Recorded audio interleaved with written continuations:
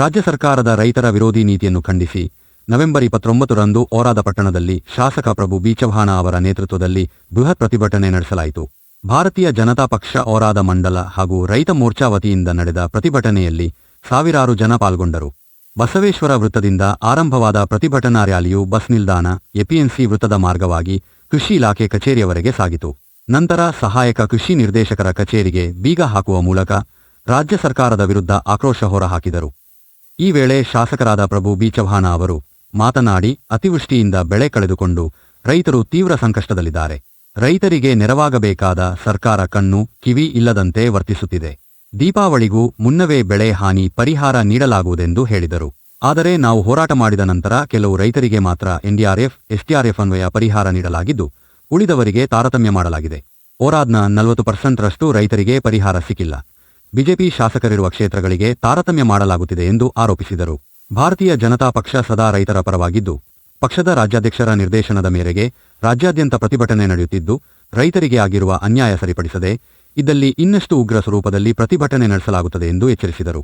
ಈ ಸಂದರ್ಭದಲ್ಲಿ ಬಿಜೆಪಿ ಮಂಡಲ ಅಧ್ಯಕ್ಷರಾದ ರಾಮಶೆಟ್ಟಿ ಪನ್ನಾಳೆ, ಮಂಡಲ ಪ್ರಭಾರಿ ಮಹೇಶ್ವರ ಸ್ವಾಮಿ, ರೈತರ ಮೋರ್ಚಾ ಜಿಲ್ಲಾಧ್ಯಕ್ಷ ಶಿವರಾಜ ಅಲ್ಮಾಜೆ, ಜಿಲ್ಲಾ ಮಹಿಳಾ ಮೋರ್ಚಾ ಕಾರ್ಯದರ್ಶಿ ವಿಜಯಲಕ್ಷ್ಮಿ ಕೌಟಗೆ, ಮಹಿಳಾ ಮೋರ್ಚಾ ಉಪಾಧ್ಯಕ್ಷೆ ಗೀತಾ ಗೌಡ, ಮುಖಂಡರಾದ ಮಾರುತಿ ಚವ್ಹಾಣ, ವಸಂತ ಬಿರಾದಾರ, ಶಿವಾಜಿರಾವ ಪಾಟೀಲ, ಖಂಡೋಬಾ ಕಂಗಟೆ, ಪ್ರವೀಣ ಕಾರಬಾರಿ, ಸಂತೋಷ ಪೋಕಲವಾರ, ಸಂಜು ಒಡೆಯರ್, ಕೇರಬಾ ಪವಾರ್, ಉದಯ ಸೋಲಾಪುರೆ, ರಾಜಕುಮಾರ ಸೋರಾಳೆ, ಶ್ರೀನಿವಾಸ ಖೂಬಾ, ಬಸವರಾಜ ಹಳ್ಳೆ, ಪ್ರಕಾಶ ಅಲ್ಮಾಜೆ ಸೇರಿದಂತೆ ಇತರರು ಉಪಸ್ಥಿತರಿದ್ದರು.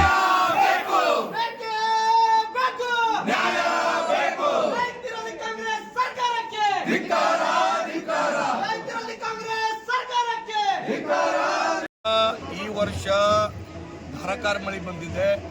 ನಮ್ಮ ರೈತರು ಕಂಗಾಲಾಗಿದ್ದಾರೆ. ಎಲ್ಲ ಕ್ರ್ಯಾಪು ನಾಶ ಆಗಿದೆ.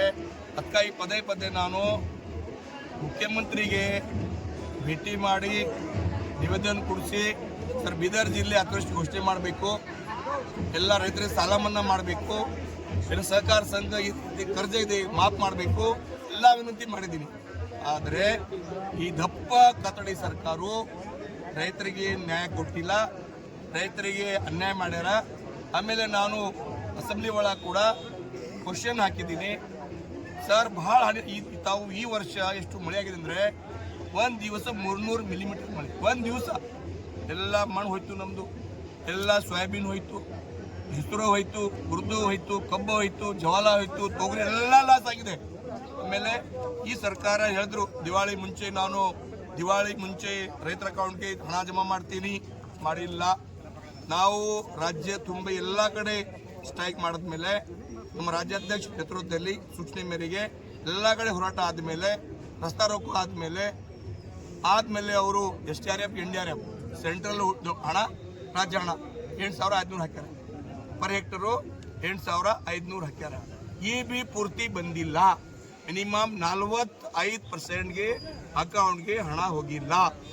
ನಿನ್ನೆ ನಾನು ಅಗ್ರಿಕಲ್ಚರ್ ಮಾತಾಡಿದ್ರೆ ಜೆಡಿಗೆ ಅವ್ರು ಹೇಳಿದ್ರು 12 ಕೋಟಿ ಬಾಕಿ ಇದೆ. 12 ಕೋಟಿ ಹಣ ಬರಬೇಕು ಅವರಾದ ರೈತರಿಗೆ ಅಕೌಂಟ್ಗೆ, ಈ ತನಕ ಬಂದಿಲ್ಲ. ಅದಕ್ಕಾಗಿ ರೈತರಿಗೆ ಅನ್ಯಾಯ. ಆಮೇಲೆ ಎಲ್ಲ ಮಳೆಯಿಂದ ಎಲ್ಲ ಪ್ರಭುಡಿ ರೋಡ್ ಕಟ್ ಹೋಗಿದೆ. ಗುಂಡಿ ಮುಚ್ಚಿದಾಗ ಹಣ ಇಲ್ಲ ರೈತರ.